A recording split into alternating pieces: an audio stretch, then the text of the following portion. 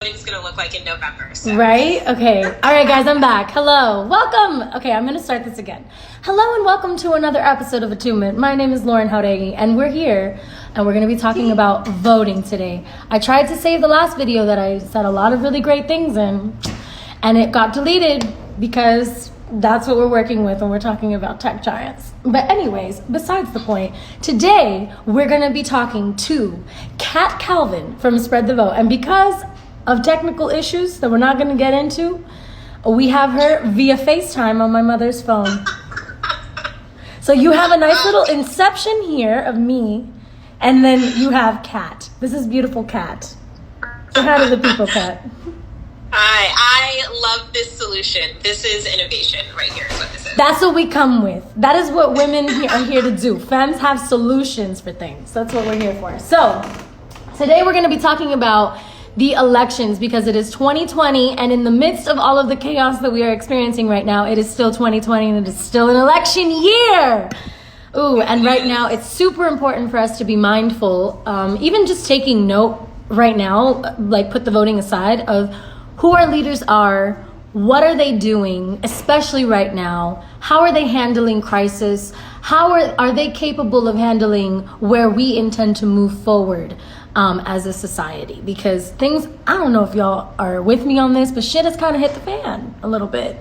And I think it's time for us to be mindful of who we're putting into these offices and who has control of, you know, equity and the money and just ways for us and like control, power, you know. So at the end of the day, these systems are broken because they were made that way, but we have the capacity to show up as our individual selves and make a difference in, right? Strength in numbers? Yeah, Strength absolutely. in numbers. Strength in numbers. So with that said, that's my little intro. I also got my little handy dandy.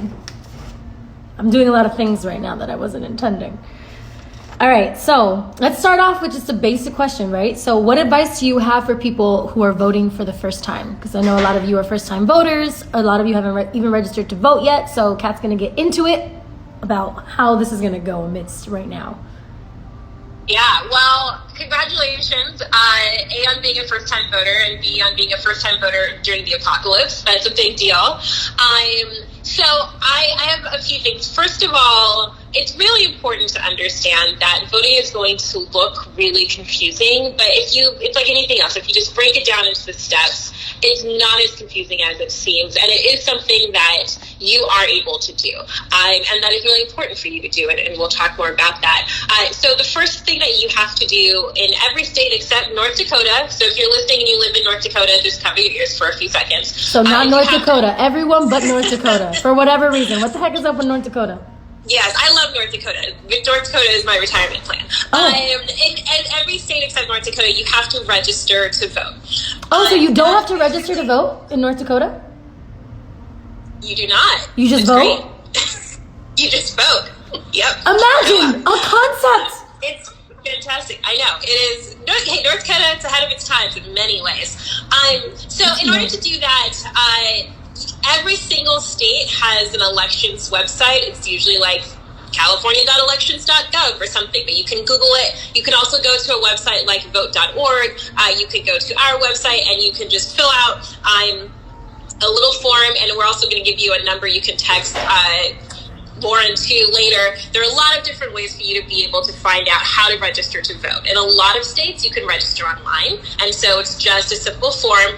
All they're asking for is, they'll ask for your name, some basic information, your address, which is important because if you vote in person in most states, your polling place where you vote is going to be close to your home. So they need your address.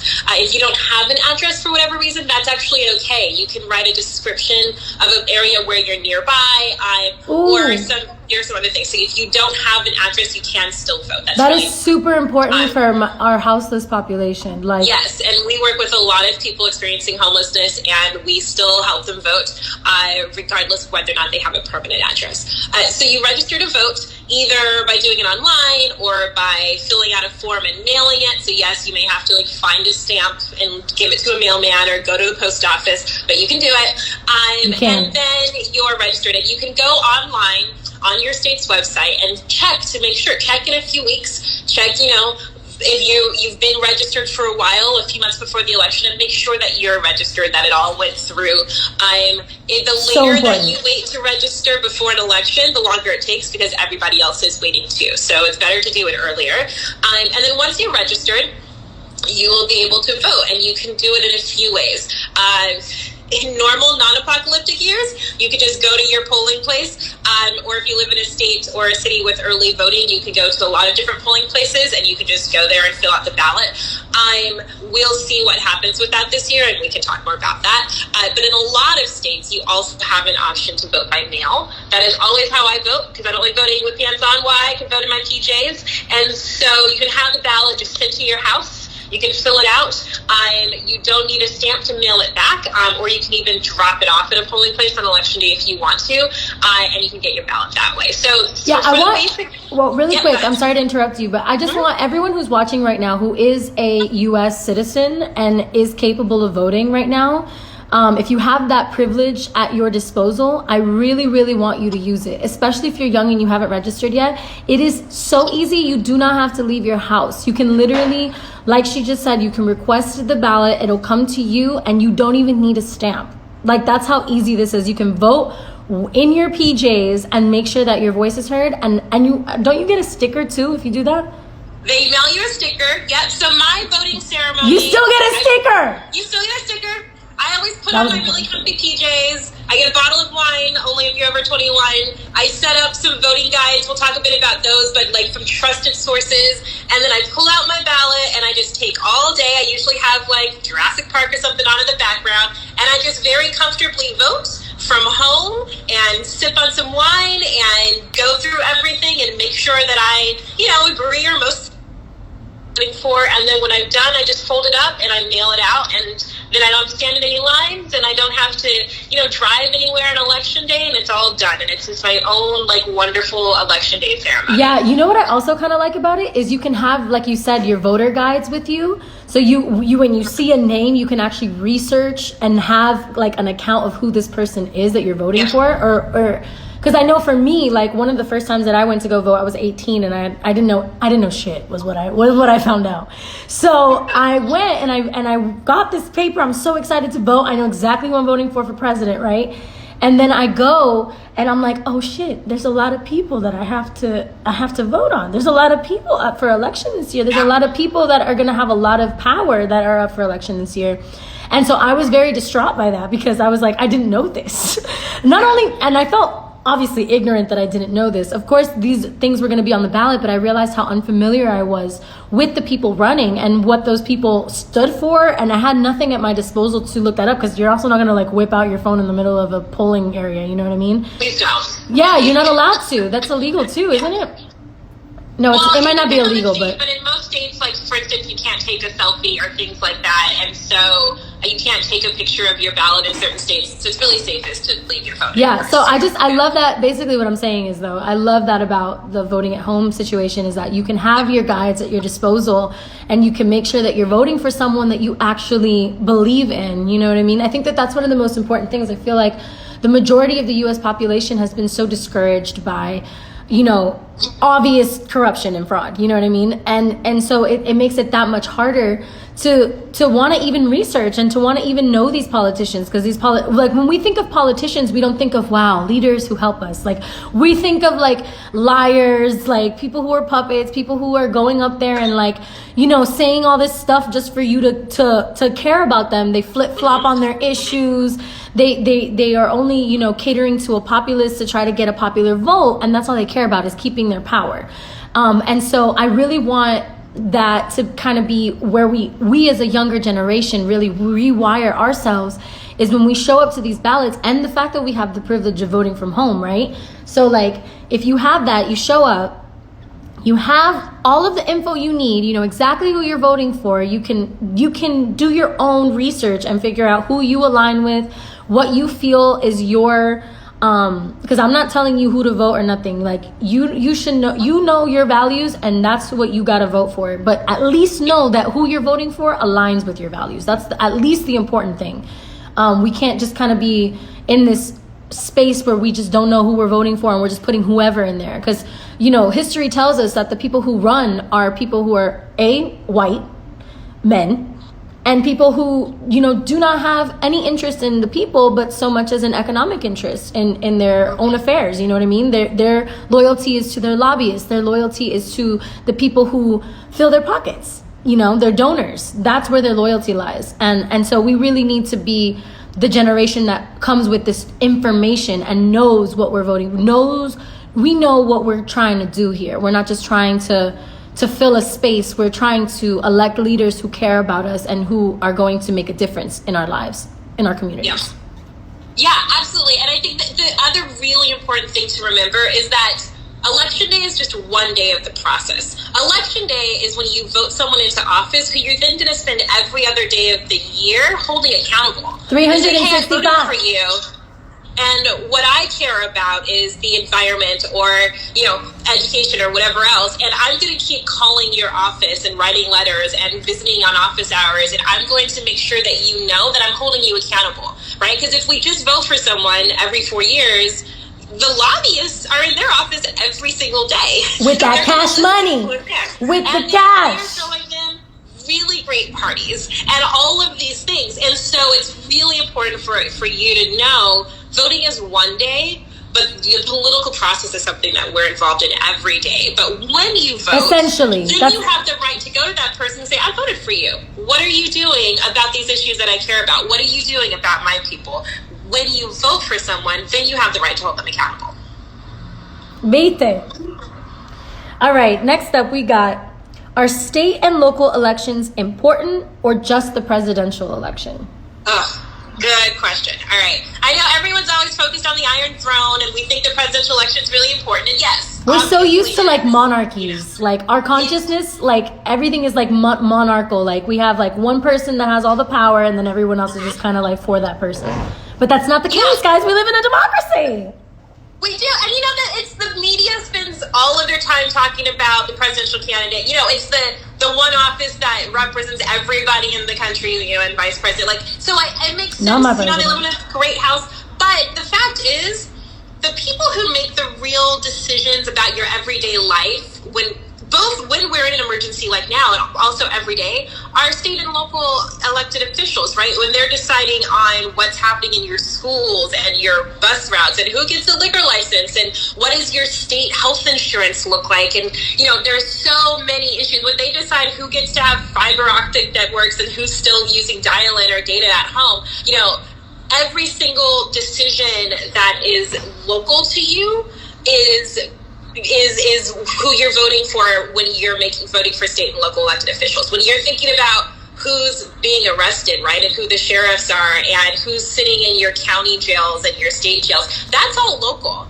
That's all local. And so it's really important to understand not only that those elected officials matter, but that when we think about voting, we always think about, it's 66 million people or whatever are going to vote for president and my vote is only one.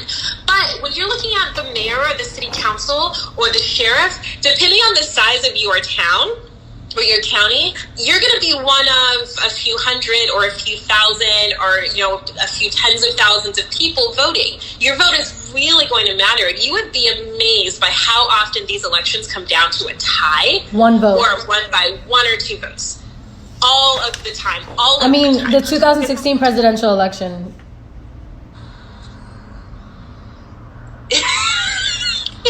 There were actually a lot of typos. Actually, the entire partisan balance, which means whether Democrats or Republicans are in charge, of the entire Virginia state legislature came down to a tie in one district, and they drew names out of a hat. That happened in 2017. So it's that's not a Democratic guys, we're at a point where we're drawing names out of hats. It happens all over. Please show up. Or they'll roll a die, or states have all sorts of different ways and counties that they will decide on elections. So I have a headache. I have a headache from that statement. I have a headache. I have an oncoming headache. Just a bunch of like white men like rolling a dice, like, who should we elect? Like, yeah, bruh, yeah, no. That's kind of what it is. Yeah. So yeah, those local elections, they matter. The things you care about, right? I mean, if you think about where we are right now, the president is not deciding what city and states are choosing to reopen, and who's saying restaurants can be open, and who's saying that people have masks, and who's deciding whether or not people experiencing homelessness are going to have hotel rooms to sleep in or parking lots. That's local elected officials. Amen. That's mayors, that's governors, that's boards of supervisors. Those are the people who run the county. It's local officials who Amen. make those decisions. So those elections, they are critical. They couldn't be more important. Amen. And even we're seeing now, like with this whole handling of the COVID situation, like, I find that Trump likes to deflect blame often, but he specifically is deflecting blame onto state officials. And if that doesn't, like, the fact that he can, in the midst of a crisis, separate himself as the quote unquote leader and be like, well, it's up to your states to take care of you. It's the states, the states are the ones who have the power. The states are the ones. I just find it interesting that, it's all about the president and his power up until, it comes down to handling shit. Then all of a sudden it's the people's problem. And all of a sudden it's a local issue, and all of a sudden, oh, well, sorry, we're tapped out federally. It's like, yeah, because you took care of all the major corporations instead of your people. That's why you're tapped out with our tax dollars. So it's so important, because even like filling out your census, you know what I mean? Like that determines how much of the federal funds you're going to get sent to your own state for then your state officials to disperse. You know what I mean? Like essentially it's like a bank, it's like a label, it's like a whatever, it's like middlemen all the way down, trickle down economics that ends up in a space where you end up with the least, if you are the least active, if you are the least motivated, if you think that you are unimportant, that's what the system will reiterate to you, is that you are unimportant. Because if you don't register yourself, if you don't participate in a quote unquote democratic process, which I'm skeptical about anyway. I just believe there's so much corruption in the United States. And I told Kat this before we even got on the phone. I was like, I'm a skeptical ass bitch. Like, just so you know, I do not trust this government as far as I can throw them, because I don't trust liars. I don't trust liars. But that's the point, is that we need to be mindful of who we're electing. We need to educate ourselves about the process. We need to educate ourselves about what we can do, in the midst of this, like, feeling so helpless of I can't do anything, everything's out of my control, and the rich just keep getting richer and the poor just keep getting poorer, and we're just headed towards whatever we're headed towards in that kind of regard. You know what I mean? And we're increasingly in a fascist regime right now. And so it's just one of those things where we have to be mindful of, if we have due process left, at least the little bit that we have left, we need to take advantage of it, and we need to show up exponentially if we want to show these leaders who do not have our best interest at heart that we care about the fact that they don't have that at heart. And we're seeing it, and we're going to call it out, and we're not going to vote for you. Actually, we're not going to put our energy towards you. We're going to align ourselves with people who actually care about us. Well said. I have nothing to add. Period. All right, so what will voting look like during COVID? Perfect little segue. Vote from home! It depends, on whether or not we've got a cure or a zombie apocalypse. I think it's probably going to be a zombie apocalypse. I think there are a few things. That's what it's looking like. Sure. It's pretty much rounding out to be that. Pretty much. That's right. I've been practicing. I'm ready. I think there's a few things that we know for sure. So we know for sure that there's going to be a lot more voting at home, right? And there are states like my state of California, which has already said, look, we're just going to send a ballot home to everybody. But who is everybody? Every registered voter in the state of California. They're just automatically sending a ballot. So that we can reduce the number of people who go to polling places, right? So we know there's going to be a lot more voting at home, which is great. We know that there are people who can't vote from home. There are people who have disabilities who maybe don't have a home, for people experiencing homelessness, getting a ballot mailed to them, not a thing that is always possible. There are elderly folks, there are people for whom they have to go to polling places. And so one of the things we know is that by trying to keep as many people away from the polls as possible, then the people who absolutely have to vote in person can do so more safely. And we can also protect poll workers, who are wonderful people. My mom's always a poll worker. Volunteers, yeah, all my day, neighbors. volunteering, helping people vote, and we want to protect them as well. So we know that there will be a lot of measures to try to make sure that people who have to vote in person are safe, and that as many people as possible vote from home to keep them safe. And then I think that we also know that there are things that are, like counting mail-in ballots takes a lot longer than counting ballots from electric machines and things like that, right? So we also really want people to vote earlier. The great thing about voting by mail is that you don't have to wait till election day. You can vote, depending on the state, they'll send you the ballot, but you usually have at least a month. You have a really long time, and so it helps the state be able to process things more quickly, because those are essential employees who are going to be forced to work rather than being able to stay at home and shelter in place. So being able to vote earlier and being able to vote from home is going to help the people, both who are working really hard to keep this process going, as well as people who have to go to the polls in person. Amen. Oíste? So register. Yes, register to vote. Request a mail-in ballot if you can at all. And I think those will be two really big ways that we help this process move forward as smoothly as possible. And to make sure that it happens, I think is really important too. Because I think that's, like, we need to, I don't know, I personally am fearful because they just kind of like keep bending rules according to what they decide is important. So I want to, like, I feel like voting from home and via mail is also like a surefire way to make sure that we get, like, we can, you know what I mean, vote on that day, and that we don't have to like postpone that or do anything to like jeopardize making sure our democratic process is still intact for whatever it's left of it. Yeah, for sure. One very good thing it's good and bad. The Founding Fathers, for some reason, decided we should vote in November, where it's absolutely freezing cold for like 60% of the states. But that sounds about right. Sounds about white. The good thing is that the election day it's a constitutional day, right? So changing that would require massive forces that nobody right now thinks are going to be mobilized in order to move election day. So I think that happening there's a very, very low chance of that happening. I think, though, that what will happen is that state governments will make very late decisions about things like whether or not they should send everyone a mail-in ballot, right? California decided that a little while ago, way ahead of time, because we love a progressive state. It's a progressive state, and they're also just crap ton of people, and like printing out all those things and getting them mailed is going to take a long time. Yeah. But I think, if you're waiting and you're thinking, oh, well, my state's probably going to decide to just mail all of us a ballot and then it'll just get here. Well, they may wait a really long time to decide that. Be proactive. So being proactive is going to guarantee that you get that ballot instead of, maybe your governor, and maybe your governor decides a month ahead of time, and then they get sued by the state legislature, and then they have to go to court, and then a week ahead of time the courts are like, yeah, you can send everyone a ballot, and now you've got a week. So being proactive is going to make sure that it comes, even if something else, even if your state makes a late decision. And that's really, I think, what's going to be really important is just making sure you get that ballot in your hands, because the election is, it's going to happen unless the world is collapsed and we're in a dystopian society. Because we're not? Because we're not?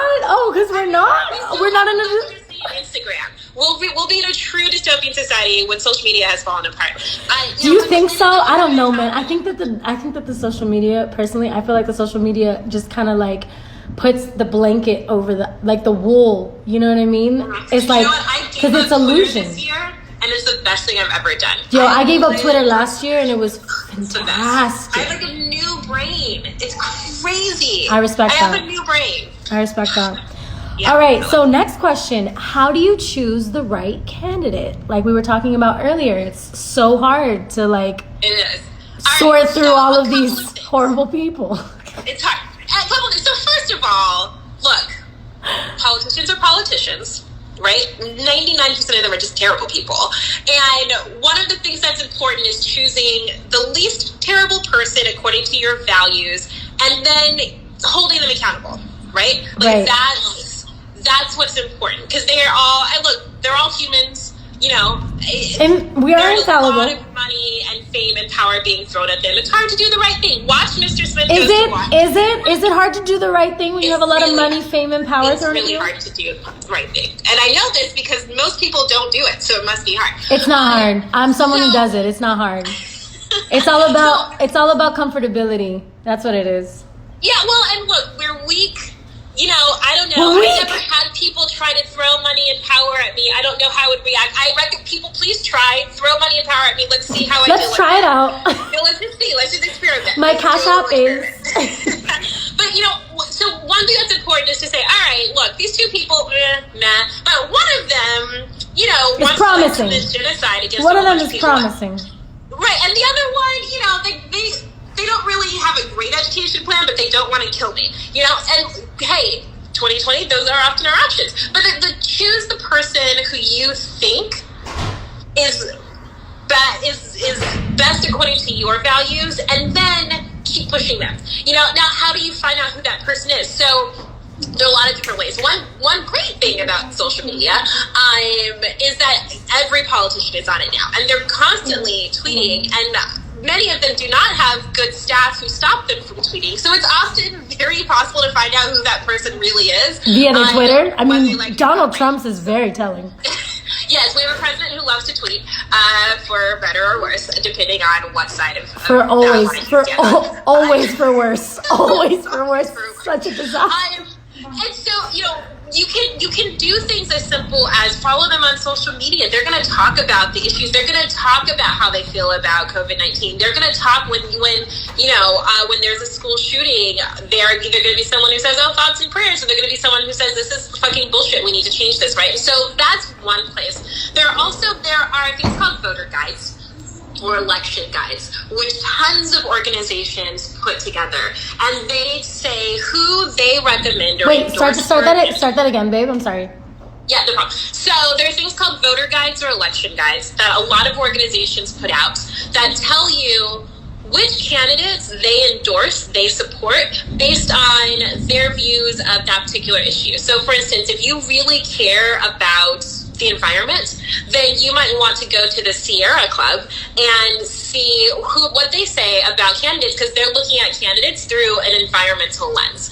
Or if you're young, you might want to go on Rock the Vote, and Rock the Vote makes election guides, and they're specifically asking about youth issues. Or you might want to go to Moms in Action and see who does Moms in Action support, because they're looking at the lens of gun violence and trying to stop gun violence. So you can think about what are the issues that I really care about, and you can really just Google, you know, if you Google, you know, LGBTQ rights and elections, you know, or election guide, you're going to get different organizations that have put up their own endorsements for candidates and their own descriptions about candidates based on the issues that you care about. And that's a really good way to see, oh, you know what, I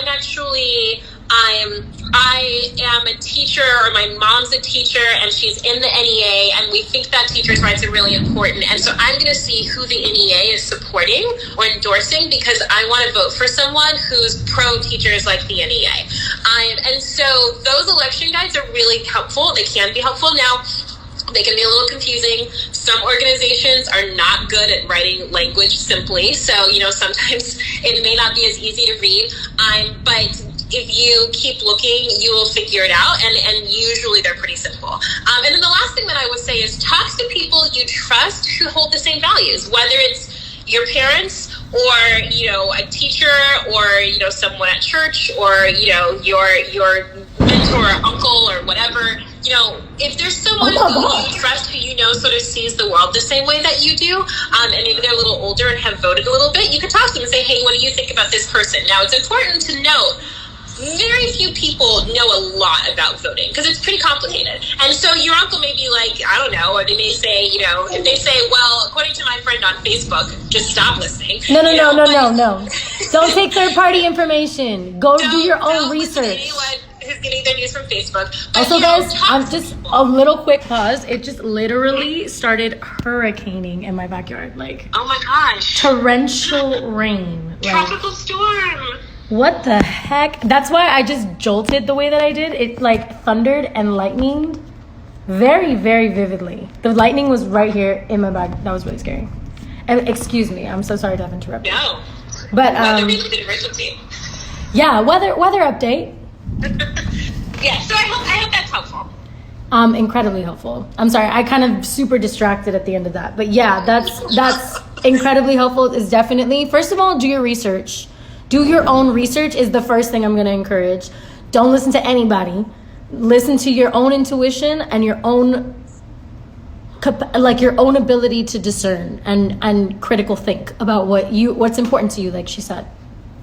Definitely figure out what issues you're passionate about. Figure out how, like, what are the things that you care about changing or being better, like just whatever it is that you care about, like go and look that up. And then like she said, the resources. So when I post this on my IG main feed or whatever, when this is done, I'm going to put a number there that you guys can text. It's the community that app that I have for everyone in the US. It has accessibility to it. I'm going to put the number there, and I'm going to be sending you guys a text message with different voting resources. Just like, first of all, at the end of this, we'll also have a way that number you guys can text so that you can get your ballot sent to you, right? Yes. Yeah. But I'm also going to be texting you guys specific information, just like extra guides that can help you. And I'll do that throughout this process until election day so that you guys can have some tangible resources and don't necessarily have to do too much looking. But definitely, again, still do your own research. I'm just a person. I'm one other person. I know whatever, celebrity, whatever, but I'm just a person. So I'm just as infallible as anyone else. So make sure that you do your own research. Yeah, and that's a good note. Like, Lauren is amazing, and I love her, but don't listen to celebrities, you guys, because they're first of all, a lot of them are part of the agenda. First of all, right? They don't have PhDs in political science or anything. Like many celebrities I see on the news, I'm like, you don't know what you're talking about. And you're a great actor, but like you're not an expert on nuclear non-proliferation. What are you doing? And I just totally messed up that word. So celebs are great for certain things, but you may not want to find out like all of your news from like your favorite celeb's Instagram channel. So definitely some critical thinking on your own, and then like go listen to a song or watch a movie with your favorite celeb in it, and then like research the experts when you're looking into like climate. And that's also not to deflect the fact that a lot of celebrities can go out of their way and educate themselves and have valid opinions, because we are also people that can educate ourselves and have valid opinions. Or connection. Are we back? Oh, my connection's cutting out. I hope you guys can still see me. But so yeah, not to invalidate the fact that, you know, obviously people can be educated outside and also be an artist, but like it is important again to do your own research and to find experts on topics and make sure that you deep dive and don't just take what other people say at face value. Especially not on the fucking internet, because this place is a madhouse. Anyways, let's see. Next question. How did it feel the first time you voted? Do you want to answer that question? Am I answering this question? The first time that I voted, I was a little bit of a wreck. I was very excited. Like, I felt so grown up being able to go to my precinct and like walk in. Like, I had a t-shirt on. My nipples were showing. It was great. I loved it. I loved the fact that I was doing that as I went to go vote. So I did that and I voted and I felt so American. Just kidding. I'm just kidding. It was not an American process, but I did feel powerful. I felt like, wow, my voice matters. I have a say in what happens in the world. And granted, again, the voting is a very small part. It's a one-day part of the process of having your voice heard. So I learned that very quickly as well. Yes, for sure. Actually, the first time I voted, I was in, I think, the 5th grade, and my mom always took us out of school to go to polling places to vote, and I got to bubble in the circle for president because I was the oldest. And it was super exciting because, I was very young, but also because it was like, you know, I understood, she talked to us about like what it meant to like go in there and to choose your leaders and to like make decisions on important issues, and then you like bubble in next to the name and then that person won. And so then I was like, oh, I totally did that, and it was really exciting, and it really made me so thrilled for when I was 18 and could vote. I love that your mom did that. Yeah, it was really smart of her. And I now, really love that. We vote all the time. Yeah, she normalized it and she validated its importance. That's really beautiful. Yeah, she did a pretty good job. Let's go, Mom. Mama Calvin. I don't know her last name. Yeah, is there another question? Yeah, next question is, how does vote by mail work and is it safe? We kind of touched upon that, but just to reiterate, I think would be important. Yeah, so I vote by mail, simple process. You go online, and remember, not every state has this, so you're going to be able to sort of text Lauren's number at the end and find out if your state has it. I got you. I got you. Don't have it. Will have it as the year keeps going, so pay attention. But you go online, you register to vote by mail. Depending on the states, some you have to send in a form or whatever, but you do what you have to do. They send you a ballot, you vote, you mail it back. So it's pretty simple. Okay, I got off the Wi-Fi. This should work. This should work. We're back, guys. Sorry, there's a literal freaking tropical storm outside. As if the world isn't casually ending. As if. All right, we're back. So as you were saying, yes. So requesting absentee ballot, pretty simple. As for the safety question, so it's a really good question. There have been a lot of studies about voter fraud and whether or not they exist. And what they found is that voter fraud exists in, and I'm going to see if I get all the zeros right, 0.0000001% of all mail-in ballots that are sent in. So it is an almost non-existent issue. We have billions and billions of ballots that go out, and 491, I think is the number, have been fraudulent in some way. So as far as voter fraud, it's not a problem that we have seen in any way. We have a lot of safeguards up. It's not a massive issue. People aren't breaking into big buildings, stealing a bunch of ballots and filling them all out and then mailing them back. It's not happening. I mean, that happened in Florida, so. That did happen. There was a bitch in Florida that did that. There's a lot of shit, but it is a very small percentage of what happens. There's only a little bit of crazy people out there. Well, Florida. So then, on the other end, when you mail in your ballot, again, the chances of it not being counted. So if it's not counted, it's usually for a reason like your signature doesn't match the signature of your voter registration card, or there's an instruction that you maybe have to have a witness in some states and you didn't get someone else to sign, or things like that. Maybe you messed up the ballot in some way. But even the signature one, though, just for me as someone, I know that my signature when I was 16 is very different from my signature now. Yes, and so it's really important that you check all the rules, that you check what your voter registration, if you still have your card, or sometimes it's online, what your signature looks like, that you sort of double check those things. There's still a very low possibility of it getting thrown out, but the possibility increases if you're not looking to make sure you're following the rules. So you do want to check the mail-in ballot and maybe read the website and make sure, that you're not filling in the ballot with a purple pen if they say black or blue ink only, right? Which matters. It's like the SAT, read instructions. We love to read, right? Critical thinking, reading, we love it. Yes. Critical thinking is, I just want to plaster it on everybody's forehead in America. Please start critical thinking. But it's a lot, and you get these ballots, and there's a lot going on, and it can be really confusing. I get that, but that's another reason having it at home, being able to really calmly look at it and read the instructions carefully, Google the instructions if you need to, is going to be helpful, because that's doing those things right is going to be the best way of making sure that your vote gets counted. All right, so okay. This is a good one because this is happening in Florida, right?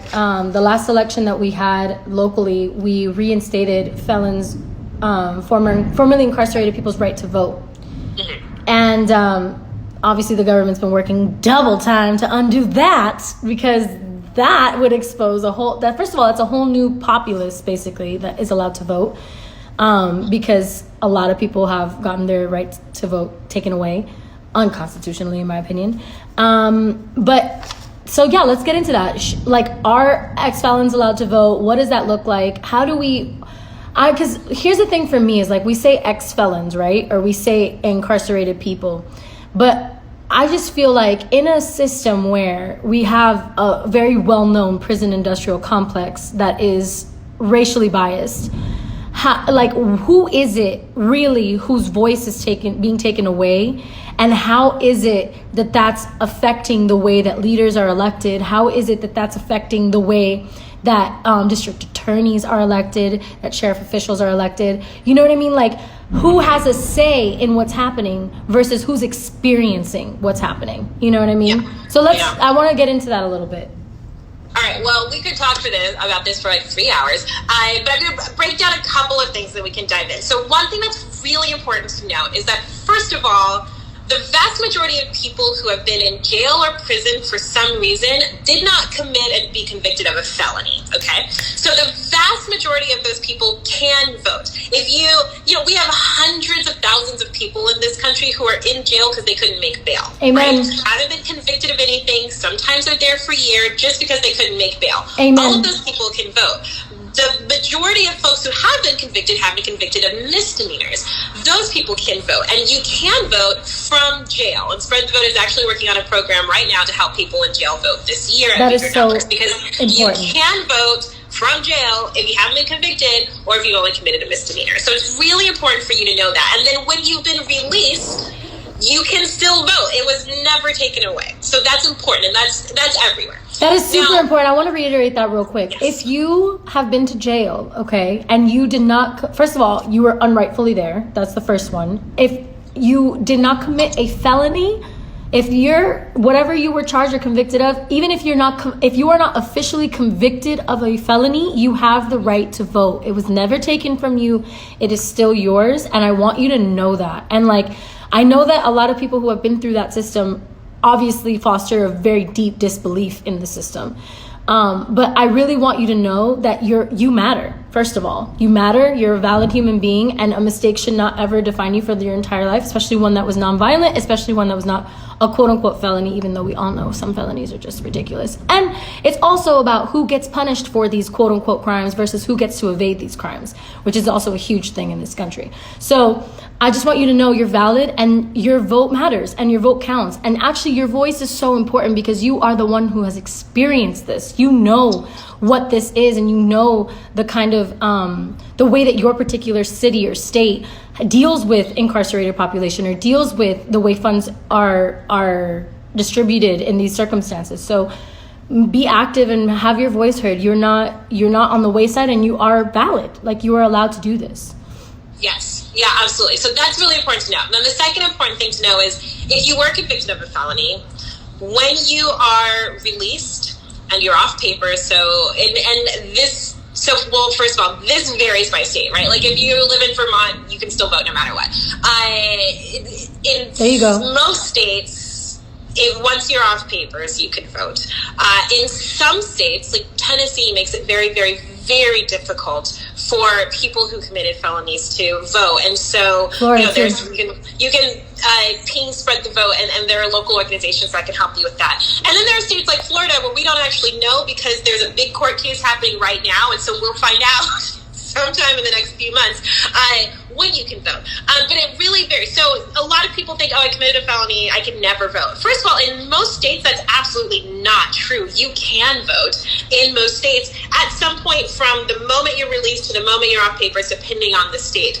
And then in other states, there's varying degrees of difficulty, but it's really important for you to look into what is actually the case in your state, because there are very, very few states, like a couple of states where they're going to make it almost impossible for you to vote. The vast majority of states in this country, you can vote at some point once you're released, depending on what part of that process. And so, let me guess, it's harder in the South, right? Some southern states. I'm a big fan of the South. Vermont is very easy. But it depends. Tennessee we've worked a lot with folks trying to get their rights back in Tennessee. I know it's a very tough state, but for most of them, at some point you can. So, we work with and help a lot of people get their rights restored who just were told and believed, or maybe just believed because given the country that we're in, it seems likely that once you were in jail, you could never vote again. And that is almost That's almost always not the case. You almost always can. And so it's really important to seek out that information and find out, can I vote? And when you can, at whatever point in that process you need to get to register, because just like Lauren said, you know these issues. You know who these people are. You know what the system is like, and you are the ones whose voices really matter to be able to help us change it. Amen. Amen. You guys are so important. And like, I feel like, you know, like I was saying to Kat earlier, like we have this obsession as a society with like true crime shows and like, you know, just like this obsession with crime and justice and all of this stuff. But like very rarely systematically do we see, you know, people that are being criminalized actually be, you know, dangerous criminals. Like most of the dangerous criminals are running amok and running the government, to be honest. So like we're at that kind of place where we have to I think we need to change the narrative about the way that we view, you know, those who have been incarcerated. There are so many different reasons why people get incarcerated, and there are so many more exceptions than there are like people who are in there because they deserve it. You know what I mean? Like there are so many more people in there because of a technicality, because of a racial profiling, because of poverty, because of homelessness, because of life circumstances putting them in an inopportune moment. You know what I mean? There are so many more people in there wrongfully than there are rightfully. And I also am a firm believer in rehabilitation. Like I just believe that we're human beings. We're going to make mistakes, especially younger kids. Like the fact that a juvenile system exists is absurd to me. Kids are going to make, and it's also very clear who is held accountable for these rule breakings and who is not held accountable for these rule breakings should also tell us a lot about these systems in general. So I think it's, again, very important, just like even us as the people who are non-incarcerated, who have not been through that experience, it's important for us, first of all, to voice our support for these people and validate their humanity, first of all, in all circumstances, because I find myself having those conversations, you know, casually and publicly, you know what I mean? Like in my own personal life with people I know and in a public life, you know, like what I'm doing right now. But like destigmatizing what it means to be a quote unquote criminal, all right? Watch 13th on Netflix. Watch that documentary by Ava DuVernay. Watch that. And just educate yourself about what's really going on in this country and the prison industrial complex, so you can better understand why these people's rights would be taken away for something as important as voting. And a constitutional right as important as voting. All right. Last question. Should incarcerated people be allowed to vote? That's the last question I had. And that's we just had a dissertation on that. These are people. You know what though? I do have one thing to add that. So one big reason that people who are incarcerated should be able to vote is because they are actually counted in the census count as you froze up. Sorry, say that again. Wait. You froze up, Mama. Say that again. Okay.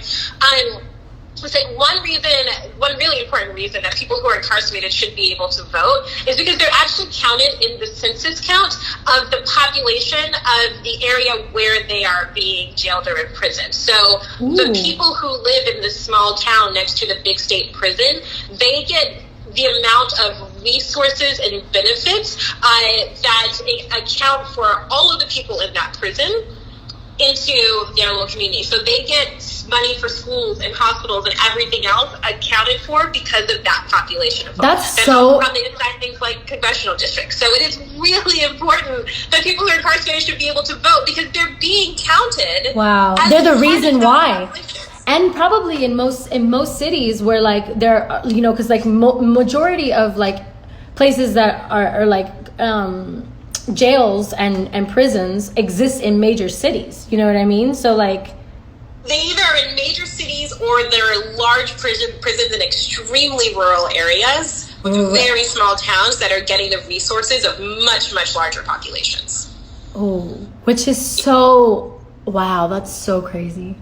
Yeah. That just blew my mind. So incarcerated people should absolutely not only be able to vote, but it should be facilitated. If your body's being counted as someone giving resources to a particular area, you absolutely should have a right to those resources. And you absolutely should have a right to who is allowed to disperse said resources. Yep. All right. That was awesome. That was fucking awesome. So you can text Lauren to 62797, I believe it is. If I'm pretty positive. Sounds right. So you can text my name, LAUREN, to 62797. 62797. That's Lauren to 62797. One more time. Lauren to 62797. Yeah. Yeah, wait. So yeah, do that, and you'll be able to get information about whether or not you can vote from home in your particular state. Mother, not the time. We're being serious. You can vote from home in your state, and you can figure that out. And if not, you can figure out how it is that you can register. I want you all to check and make sure you're registered. I want you to check and make sure you're registered appropriately, because that's happened to me where I registered incorrectly and I had to re-register like a dummy. But it's okay. I just didn't know. I didn't have the information, and I'm trying to like mitigate that and make sure y'all have the information. And then again, I'll also be texting you guys. I'm going to post this on my main feed with a number. That's my community, and you can text that, and I will get you guys some more resources about voting resources and who to vote for, or not who to vote for, but like just different places that you can do your own research and figuring out who the candidates are in your particular country, county, state, not country, we're the same country, my bad, in your county or state, and just making sure that you're informed about who you're voting for and have that resource. See? Thank you so much, Kat. You are such thank you. An awesome... First of all, I love your personality. You're amazing. You're funny. You're funny as hell. And then also, thank you so much for informing everyone and my fans today. I appreciate you. I'm trying to talk to you through the screen, but I want to talk to you. There's a lot going on. No, it's great, and I'm so excited that you and all of your fans are thinking about voting enough to even watch, because you guys are the ones who are going to make all the decisions, and it's important. Yeah. All right. Thank you, Kat. Appreciate Thanks. you. Bye. Bye. Okay, bye. All right. That was fucking awesome. Mi telefonito. Ya está. Está cargando. Déjalo. Yes, dude.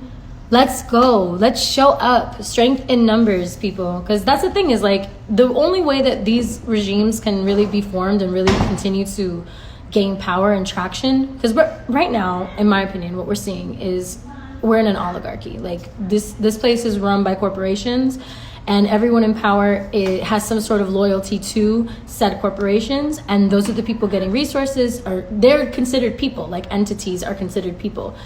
And so they're getting most of the resources, most of the tax cuts, most of the tax breaks. We're seeing now, Jeff Bezos is about to be a trillionaire. Like, really, when there's people dying of starvation in our country right now, 30 million people unemployed, brand new unemployed. Honestly, it's kind of just a really tragic state of affairs, to be honest. And that is why I felt passionate and really wanted to get you guys some tangible information about how to do this and what you can personally do in your own accord. And I'm not going to say that voting is the end all be all of how we're going to fix where we are right now.